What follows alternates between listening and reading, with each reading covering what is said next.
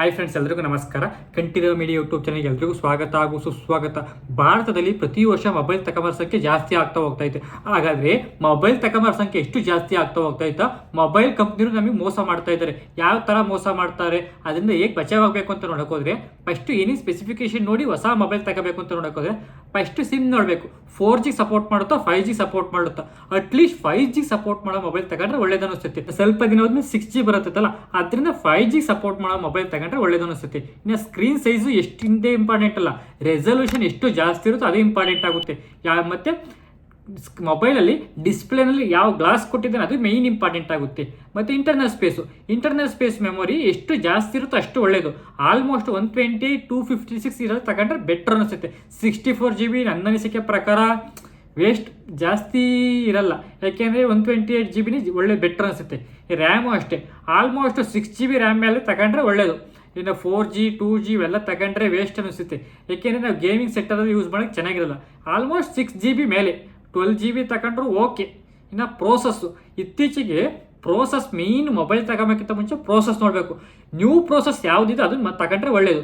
At least ನನ್ನ ಅನಿಸಿಕೆ ಪ್ರಕಾರ MediaTek ಚೆನ್ನಾಗಿದೆ, ಸ್ನ್ಯಾಪ್ಡ್ರ್ಯಾಗನ್ ಚೆನ್ನಾಗಿದೆ, ಓಕೆ. ಈ ಥರ ಪ್ರೋಸೆಸ್ಸು ಇರೋದು. ಸ್ನ್ಯಾಪ್ಡ್ರ್ಯಾಗನಲ್ಲಿ ರೀಸೆಂಟಾಗಿ ಯಾವ್ದು ಲಾಂಚ್ ಮಾಡಿದೆ ಅದನ್ನು ತಗೊಂಡ್ರೆ ಬೆಟರ್ ಅನಿಸ್ತೈತಿ. ಪ್ರೋಸೆಸ್ಸಲ್ಲೂ ಅಷ್ಟೇ. ಇನ್ನು ಕ್ಯಾಮ್ರಾ ಎಷ್ಟು ಮೆಗಾಪಿಕ್ಸ್ ಇದೆ ಇಂಪಾರ್ಟೆಂಟ್ ಅಲ್ಲ, ಅದರೊಳಗಡೆ ಯಾವ ಸೆನ್ಸರ್ ಯೂಸ್ ಮಾಡಿದ್ದಾನೆ ಇಂಪಾರ್ಟೆಂಟು. ಸೊ ಮತ್ತೀಗ ಐಫೋನಲ್ಲೂ ಅಷ್ಟೇ, ಯಾವುದು 12MP ಇರುತ್ತೆ, ಅದೇ ಓಪೋದಲ್ಲೂ ಅದು 50MP ಇರುತ್ತೆ. ಆದರೆ ಕ್ಯಾಮ್ರಾ ಡಿಫ್ರೆನ್ಸ್ ತುಂಬ ಬರುತ್ತೆ. ಅದರಿಂದ ಕ್ವಾಲಿಟಿ ಡಿಫ್ರೆನ್ಸ್ ತುಂಬ ಬರೋದ್ರಿಂದ ಯಾವ ಸೆನ್ಸರ್ ಯೂಸ್ ಮಾಡಿದೆ ಅನ್ನೋದು ಇಂಪಾರ್ಟೆಂಟ್ ಆಗುತ್ತೆ. ಮೆಗಾಪಿಕ್ಸೆಲ್ ಜಸ್ಟ್ ಫೋಟೋ ರೆಸಲ್ಯೂಷನ್ ಅಷ್ಟೇ. ಮತ್ತು ನಾವು ಯಾವ ಪ್ರೈಸಿಗೆ ತಗೊಂತೀವಿ ಅದರೊಳಗಡೆ ಏನೇನು ನೋಡಬೇಕು, ಏನೇನು ಸ್ಪೆಸಿಫಿಕೇಶನ್ ಇದ್ದರೆ ನೋಡಿ ಚೆನ್ನಾಗಿರುತ್ತೆ ಅಂತ ನೋಡೋಕೆ ಹೋದರೆ ಅಟ್ಲೀಸ್ಟ್ 10,000 ಮೊಬೈಲ್ ಮೇಲೆ ತಗೊಂಡ್ರೆ ಬೆಟ್ರು. 10,000ದಾಗ ಏನೇನೋ ತಗೊಂತೀವಿ ಅಂದರೆ ಅದರೊಳಗಡೆ ಏನೇನು ನೋಡಬೇಕು ಅಂತ ವಿಷಯಕ್ಕೆ ಬರೋಕೆ ಹೋದರೆ ಫಸ್ಟ್ ನೆಟ್ವರ್ಕ್ ವಿಷಯ ಚೆಕ್ ಮಾಡಬೇಕಾಗುತ್ತೆ. 4G ಸಪೋರ್ಟ್ ಮಾಡುತ್ತಾ 5G ಸಪೋರ್ಟ್ ಮಾಡುತ್ತಾ. ಅಟ್ಲೀಸ್ಟ್ 5G ಸಪೋರ್ಟ್ ಮಾಡಿದರೆ ಬೆಟರ್ ಅನಿಸುತ್ತೆ. ಮೊಬೈಲ್ ಡಿಸ್ಪ್ಲೇ ವಿಷಯಕ್ಕೆ ಬರೋಕೆ ಹೋದರೆ ಎಷ್ಟು ರೆಸಲ್ಯೂಷನ್ ಜಾಸ್ತಿ ಇರುತ್ತೋ ಅಷ್ಟು ಒಳ್ಳೆಯದಾಗುತ್ತೆ. HD ಫುಲ್ HD ತಗೊಂಡ್ರೆ ಬೆಟರ್ ಅನಿಸುತ್ತೆ ನನ್ನ ಅನಿಸಿಕೆ ಪ್ರಕಾರ. ಮತ್ತು ಮಸ್ಟಾಗಿ ನೋಡಬೇಕು ರಿಫ್ರೆಶ್ ರೇಟು. ಅಟ್ಲೀಸ್ಟ್ 10,000 ಮೊಬೈಲ್ಗೆ 30 Hz ಅಂತ ಯಾವುದೇ ಕಾರಣಕ್ಕೂ ತಗೊಂಬಕ್ಕೆ ಹೋಗಬೇಡಿ. 90 Hz ಇದ್ರೆ ಮಾತ್ರ ತಗೊಳ್ಳಿ. 30 Hz ಇದ್ರೆ 40 Hz ಇದ್ರೆ ಎಲ್ಲ ತಗೊಂಬಕ್ಕೆ ಹೋಗಬೇಡಿ, ಯಾಕೆಂದ್ರೆ ಯೂಸ್ ಮಾಡೋಕ್ಕೆ ಚೆನ್ನಾಗಿರಲ್ಲ. ಮತ್ತು ವಾಟರ್ ನಾಚ್ ಇರ್ತೈತಲ್ಲ, ಕ್ಯಾಮ್ರಾ ನಾಚ್, ಅದು ವಾಟರ್ ರೆಸಲ್ಯೂಷನ್ ಇದ್ರೆ ಬೆಸ್ಟ್ ಅನಿಸುತ್ತೆ. ಆ ಥರ ಇದ್ರೆ ಮೊಬೈಲ್ ತಗೊಳ್ಳಿ. ಮತ್ತು ಪ್ರೋಸೆಸ್ ವಿಷಯಕ್ಕೆ ಬರೋಕೆ ಹೋದರೆ ಅಟ್ಲೀಸ್ಟ್ ಬೆಂಚ್ ಮಾರ್ಕ್ ಸ್ಕೋರು 4 ಲಕ್ಷದ ಮೇಲಿರೋ ತಗೊಳ್ಳಿ.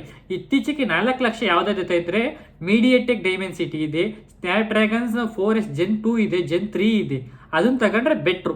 ಮತ್ತು ಸ್ಟೋರೇಜ್ ಟೈಪ್ ಬರೋಕೆ ಹೋದರೆ UFS 1.2 1.3 ಇರೋದು ಯಾವುದೇ ಕಾರಣಕ್ಕೂ ತಗೊಂಬಕ್ಕೆ ಹೋಗ್ಬೇಡಿ. ಅಟ್ಲೀಸ್ಟ್ 2 ಇರೋದು ತಗೊಳ್ಳಿ UFS. ಮತ್ತು ರ್ಯಾಮು ಅಷ್ಟೇ, 4G ತಗೋಬೇಕಿಂತ 6GB ರ್ಯಾಮ್ ಇದ್ದರೆ ಬೆಟ್ರು. 128GB ಮೇಲೆ ತಗೊಳ್ಳಿ. ಇಂಟರ್ನಲ್ ಸ್ಪೇಸು 64GB ಇರೋದು ಯಾವುದೇ ಕಾರಣಕ್ಕೂ ತಗೊಂಬಕ್ಕೆ ಹೋಗಬೇಡಿ. ಮತ್ತು ಆ್ಯಂಡ್ರಾಯ್ಡ್ OS ಅಪ್ಡೇಟು ಅಷ್ಟೇ. ರೀಸೆಂಟಾಗಿ ಅಟ್ಲೀಸ್ಟ್ ಅವ್ನು ಅಪ್ಡೇಟ್ ಕೊಟ್ಟರು 2 ಇಯರ್ಸ್ ಕೊಡಬೇಕಿಲ್ಲ, 3 ಇಯರ್ಸ್ ಇದ್ದರೆ ಓಕೆ. 2 ಇಯರ್ಸ್ ಕೊಟ್ಟರು ಬೆಟರ್ ಅನಿಸುತ್ತೆ. ಮತ್ತು ಸೆಕ್ಯೂರಿಟಿ ಅಪ್ಡೇಟು ಅಷ್ಟೇ, ಅಟ್ಲೀಸ್ಟ್ 3 ಇಯರ್ಸ್ ಕೊಟ್ಟರೆ ಒಳ್ಳೆಯದು. ಅಂಥ ಮೊಬೈಲ್ ತಗೊಂಡ್ರೆ ಬೆಟರ್ ಅನಿಸುತ್ತೆ. ಇನ್ನು ಯಾವ ಅಪ್ಡೇಟ್ ಇರೋದು ತಗೊಂಡ್ರೆ ಅಂದರೆ ಆ್ಯಂಡ್ರಾಯ್ಡು 15 ಇಲ್ಲ 14 ಇರೋ ತಗೊಳ್ಳಿ. 13 12 ಇರೋದು ಯಾವುದೇ ಕಾರಣಕ್ಕೂ ತಗೊಂಬಕ್ಕೆ ಹೋಗ್ಬಿಡಿ. 10,000 ಯಾಕೆಂದರೆ ಪ್ರೈಸ್ ಮೈ ನಮ್ಗೆ ಇಂಪಾರ್ಟೆಂಟ್ ಆಗುತ್ತೆ. ಯಾವುದೇ ಕಾರಣಕ್ಕೂ ನೀವು ಕಮ್ಮಿ ಸಿಗುತ್ತೆ ಇದಕ್ಕಿಂತ ಚೆನ್ನಾಗಿದೆ ಅಂತ ನೋಡ್ಕೋಬೇಡಿ. ಈ ಕ್ವಾಲಿಟಿಲಿ ತುಂಬ ಮೊಬೈಲ್ ಇವೆ, ಆ ಥರ ನೋಡಿ ತಗೊಂಡ್ರೆ ಬೆಟರ್ ಅನಿಸುತ್ತೆ ನನ್ನ ಅನಿಸಿಕೆ ಪ್ರಕಾರ. ಮೊಬೈಲಲ್ಲಿ 15,000ದಿಂದ 20,000 ಮೊಬೈಲ್ ನೋಡೋಕೆ ಹೋದರೆ ಡಿಸ್ಪ್ಲೇ ವಿಷಯಕ್ಕೆ ಬರೋಕ್ಕೆ ಹೋದರೆ ಅಮೋಲ್ಡ್ ಡಿಸ್ಪ್ಲೇ ಇರೋದ್ರೆ ಬೆಸ್ಟ್ ಅನಿಸುತ್ತೆ, ಯೂಸ್ ಮಾಡೋಕ್ಕೆ ಚೆನ್ನಾಗಿರುತ್ತೆ. ಅಮೋಲ್ಡ್ ಡಿಸ್ಪ್ಲೇ ಮತ್ತು ಎಷ್ಟು ರೆಸಲ್ಯೂಷನ್ ಇರಬೇಕು ಅಂದರೆ ರಿಫ್ರೆಶ್ ರೇಟ್ ಎಷ್ಟು ಸಪೋರ್ಟ್ ಮಾಡಬೇಕು ಅಂದರೆ ಅಟ್ಲೀಸ್ಟ್ 120 ರಿಫ್ರೆಶ್ ರೇಟ್ಗೂ ಸಪೋರ್ಟ್ ಮಾಡಿದರೆ ಬೆಟ್ರು. ಈಗ 60 ರಿಫ್ರೆಶ್ ರೇಟು 90 ರಿಫ್ರೆಶ್ ರೇಟ್ ಯಾವುದೇ ಕಾರಣಕ್ಕೂ ತಗೋಬೇಕು ಹೋಗಬೇಡಿ. 120 ರಿಫ್ರೆಶ್ ರೇಟ್ವರೆಗೂ ಇರೋ ಮೊಬೈಲನ್ನು ತಗೊಳ್ಳಿ 15,000ಕ್ಕಾದರೆ. ಇನ್ನು ಕ್ಯಾಮ್ರಾ ಕ್ವಾಲಿಟಿ ನೋಡೋಕೆ ಹೋದರೆ ಅಟ್ಲೀಸ್ಟ್ ಸೋನಿ ಸೆನ್ಸರ್ ಯೂಸ್ ಮಾಡಿದ್ರೆ ಮೊಬೈಲ್ ತಗೊಳ್ಳಿ, ಯಾಕೆಂದರೆ ಮೊಬೈಲಲ್ಲಿ ಸೋನಿ ಸೆನ್ಸರ್ ಯೂಸ್ ಮಾಡೋದ್ರಿಂದ ಕ್ಯಾಮ್ರಾ ಕ್ವಾಲಿಟಿ ತುಂಬ ಚೆನ್ನಾಗಿ ಬರುತ್ತೆ ಅಂತಲೇ ಹೇಳ್ಬೋದು. ಇನ್ನು ಪ್ರೋಸೆಸ್ ವಿಷಯಕ್ಕೆ ಬರೋಕೆ ಹೋದರೆ 15,000 20,000 ಪ್ರೋಸೆಸ್ ನೋಡ್ತೀವಿ ಅಂದರೆ 6 ಲಕ್ಷದ ಮೇಲೆ ಇರೋ ತಗೊಳ್ಳಿ.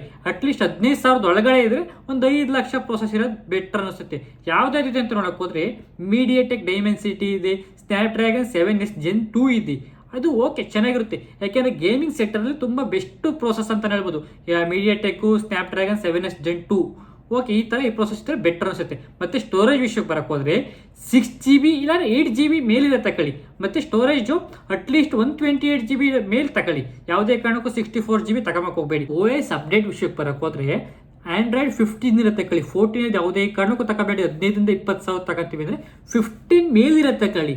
ಮತ್ತು ಎಷ್ಟು ವರ್ಷ ಅಪ್ಡೇಟ್ ಇರಬೇಕು ಅಂದರೆ 3 ಇಯರ್ಸು OS ಅಪ್ಡೇಟ್ ಇರಲಿ, 4 ಇಯರ್ಸು ಸೆಕ್ಯೂರಿಟಿ ಅಪ್ಡೇಟ್ ಇರುತ್ತೆ ತಗೊಳ್ಳಿ. ಇನ್ನು ಬ್ಯಾಟ್ರಿ ಕ್ವಾಲಿಟಿ ಇರಬೇಕು ಅಂದರೆ 5000 mAh 30 ವ್ಯಾಟ್ಸ್ ಚಾರ್ಜರ್ ಮೇಲೆ ತಗೊಳ್ಳಿ. ಯಾವುದೇ ಕಾರಣಕ್ಕೂ 4000 ಎಲ್ಲ ತಗೊಂಬಕ್ಕೆ ಹೋಗ್ಬೇಡಿ. 5000 mAh 30 ವ್ಯಾಟ್ಸ್ ಚಾರ್ಜ್ ಆಗ ತಗೊಂಡ್ರೆ ಬೆಟ್ರ್ ಅನಿಸುತ್ತೆ. ಯಾಕೆಂದರೆ ವ್ಯಾಲ್ಯೂ ಫಾರ್ ಮನಿ ಆಗುತ್ತೆ. 15,000 ಏನು ಸುಮ್ಮನೆ ಬರಲ್ಲ. 15,000 20,000 ಒಳಗಡೆ ಒಳ್ಳೆ ಮೊಬೈಲ್ ಸಿಗುತ್ತೆ. ಅದರೊಳಗಡೆ ನೋಡಿ ತಗೊಳ್ಳಿ. ಅಟ್ಲೀಸ್ಟ್ 5000 mAh 30 ವ್ಯಾಟ್ಸ್ ಇರೋ ಚಾರ್ಜಿಂಗ್ ತಗೊಂಡ್ರೆ ಬೆಟ್ರು, ಚೆನ್ನಾಗಿರುತ್ತೆ ಅಂತ ಹೇಳ್ಬೋದು. 25,000 30,000 ಮೊಬೈಲ್ ಏನೋ ತಗೊಂತೀವಿ ಅಂದರೆ ಅದ್ರೊಳಗಡೆ ಮೇನ್ ಡಿಸೈನ್ ನೋಡಿ ಯಾವ ಥರ ಡಿಸೈನ್ ಕೊಟ್ಟಿದ್ದೀನಿ. ವೀಗಸ್ ಚೆನ್ನಾಗಿದೆ, ಮೆಟಲ್ ಚೆನ್ನಾಗಿದೆ, ಮತ್ತೆ ಗ್ಲಾಸ್ ಬ್ಯಾಕ್ ಚೆನ್ನಾಗಿರುತ್ತೆ. ಅದರೊಳಗಡೆ ಮಸ್ಟ್ ಡಿಸೈನ್ ನೋಡಿ. ಯಾಕೆಂದರೆ 25,000 30,000 ತಗೋಬೇಕಾದ್ರೆ ಡಿಸೈನ್ ಎಷ್ಟು ಚೆನ್ನಾಗಿರುತ್ತೆ ಅಷ್ಟು ಒಳ್ಳೆ ಕ್ವಾಲಿಟಿ ಮೊಬೈಲ್ ಸಿಗುತ್ತೆ ಅಂತ ಹೇಳ್ಬೋದು. ಮತ್ತೆ ಕ್ಯಾಮ್ರಾ ಕ್ವಾಲಿಟಿ ನೋಡೋಕೆ ಹೋದ್ರೆ OIS ಸೋನಿ ಸೆನ್ಸರ್ ಇರಬೇಕಾಗುತ್ತೆ.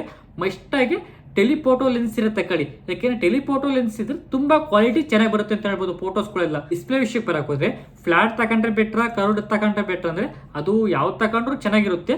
ಅದು ಯುವರ್ ಚಾಯ್ಸ್, ನಿಮ್ಗೆ ಯಾವ ತರ ಬೇಕು ಆ ತರ ತಗೊಂಡ್ರೆ ಒಳ್ಳೇದು ಅನಿಸುತ್ತೆ. ಇನ್ನು ಪ್ರೋಸೆಸ್ ವಿಷಯಕ್ಕೆ ಬರಕ್ಕೆ ಹೋದ್ರೆ 7 lakhs ಬೆಂಚ್ ಮಾರ್ಕ್ಸ್ ಹೋದ್ರೆ ಬೆಟರ್ ಅನ್ಸುತ್ತೆ. 25,000 30,000 ಒಳಗಡೆ ತಗೊಂತೀವಿ ಅಂದ್ರೆ ಒಂದು 10 lakhs ಬೆಂಚ್ ಮಾರ್ಕ್ಸ್ ಸ್ಕೋರ್ ಜಾಸ್ತಿ ಇದ್ರೆ ಬೆಟರ್ ಅನ್ಸುತ್ತೆ. ಯಾಕೆ ಯೂಸ್ ಮಾಡೋಕೆ ಚೆನ್ನಾಗಿರುತ್ತೆ.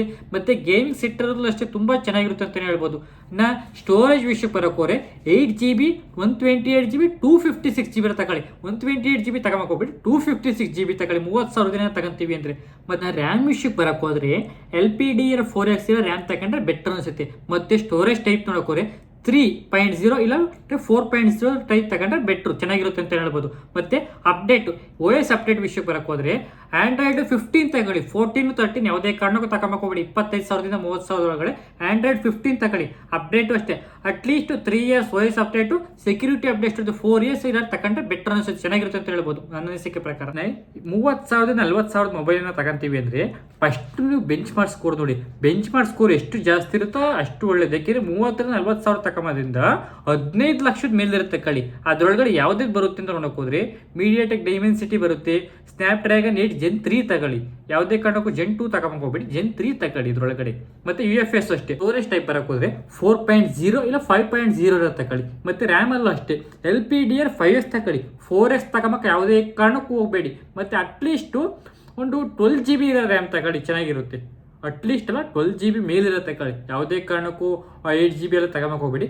12GB ರ್ಯಾಮ್ ತಗೊಳ್ಳಿ. ಮತ್ತೆ ಸ್ಟೋರೇಜಲ್ಲೂ ಅಷ್ಟೇ 256GB ಇರೋ ತಗೊಂಡು ಚೆನ್ನಾಗಿರುತ್ತೆ. ಯಾವ ಥರ ಮೋಸ ಮಾಡ್ತಾರೆ ಅಂದರೆ ಬ್ರೈಟ್ನೆಸ್ ಅಲ್ಲಿ 4500 ಬಿಟ್ಸ್ ಕೊಟ್ಟಿದ್ದೀವಿ, ತುಂಬ ಚೆನ್ನಾಗಿರುತ್ತೆ ಅಂತ ಮೋಸ ಮಾಡ್ತಾರೆ. 1200 1300 ಎಲ್ಲ ಚೆನ್ನಾಗಿರುತ್ತೆ. ಆ ಥರ ಎಲ್ಲ ಕಾರಣಕ್ಕೂ ಮೋಸ ಹೋಗಬೇಡಿ. ಮತ್ತೆ ವರ್ಚುವಲ್ ರ್ಯಾಮ್ ಅಲ್ಲಿ 8GB plus 8GB virtual RAM ಅಂತ ಈ ಥರ ಎಲ್ಲ ಮೋಸ ಮಾಡ್ತಾರೆ. ಅದು ಯಾವುದೇ ಕಾರಣಕ್ಕೂ ಈ ಥರ ಮರಳಾಗಕ್ಕೆ ಹೋಗಬೇಡಿ. ಅದೆಲ್ಲ 8GB ಚೆನ್ನಾಗಿರ್ತೈತೆ. ವರ್ಚುವಲ್ ರ್ಯಾಮು ವೇಸ್ಟ್, ಯಾವುದೇ ಕಾರಣಕ್ಕೂ ಚೆನ್ನಾಗಿರಲ್ಲ ಅನಿಸುತ್ತೆ ನನ್ನ ಅನಿಸಿಕೆ ಪ್ರಕಾರ. ಯಾವುದೇ ಕಾರಣಕ್ಕೂ ಈ ಥರ ಟ್ರ್ಯಾಪ್ ಆಗಕ್ಕೆ ಹೋಗಬೇಡಿ. ಇವೆಲ್ಲ ಕಂಪ್ನಿ ನಮಗೆ ಮಾಡೋ ಮೋಸ ಅನಿಸ್ತೈತಿ. ಮೊಬೈಲು ಸೇಲ್ ಮಾಡೋಕ್ಕೋಸ್ಕರ ಇವೆಲ್ಲ ಗಿಮಿಕ್ಕು ಕಂಪ್ನಿಗಳು. ಮತ್ತು ಮಿಲಿಟರಿ ಸರ್ಟಿಫಿಕೇಟ್ ಇದೆ, ಇದು ಮೇಲಿಂದ ಎತ್ತಾಕಿರಿ ಏನಾಗಲ್ಲ ಅಂತ ಈ ಥರ ಎಲ್ಲ ಅಡ್ವರ್ಟೈಸ್ಮೆಂಟ್ ಕೊಡ್ತಾರೆ. ಅದಕ್ಕೆ ಯಾವುದೇ ಕಾರಣಕ್ಕೂ ಮರಳಾಗಕ್ಕೆ ಹೋಗಬೇಡಿ. ಒಂದು 6 months ಮಾತ್ರ ಯೂಸ್ ಮಾಡೋಕೆ ಚೆನ್ನಾಗಿರುತ್ತೆ. ಒಂದ್ಸಲಿ ಅಪ್ಡೇಟ್ ಆದಮೇಲೆ ಅವೆಲ್ಲ ಚೇಂಜಸ್ ಆಗುತ್ತೈತೆ.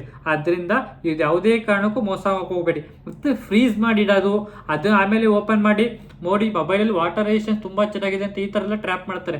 ಅದು ಯಾವುದೇ ಕಾರಣಕ್ಕೂ ನೀವು ಮೋಸ ಆಗಕ್ಕೆ ಹೋಗಬೇಡಿ. ಯಾಕೆಂದರೆ ನಾವು ಪ್ರತಿ 10,000 ಮೊಬೈಲ್ ತಗೊಂಡ್ರು ನಮಗೆ ನಮ್ಮ ಸ್ವಂತ ದುಡ್ಡಲ್ಲಿ ತಗೊಂಡಿರ್ತೀವಿ. ನಾವು ಪ್ರತಿ ಪೈಸೆನೂ ಲೆಕ್ಕ ಇಡಬೇಕಾಗುತ್ತೆ. ಆದ್ದರಿಂದ ಮೊಬೈಲಿಗೆ ಯಾವುದೇ ಕಾರಣಕ್ಕೂ ನೀವು ಟ್ರ್ಯಾಪ್ ಹೋಗ್ಬೇಕಡಿ. ಇವೆಲ್ಲ ಪ್ರೋಸೆಸ್ಸು ನೋಡಿ ತಗೊಂಡ್ರೆ ಚೆನ್ನಾಗಿರುತ್ತೆ ಅಂತ ಹೇಳ್ಬೋದು. ನನ್ನ ವಿಡಿಯೋನ ಫುಲ್ಲು ನೋಡಿ ಲೈಕ್ ಮಾಡಿ, ಶೇರ್ ಮಾಡಿ, ಸಬ್ಸ್ಕ್ರೈಬ್ ಮಾಡಿ. ಧನ್ಯವಾದಗಳು.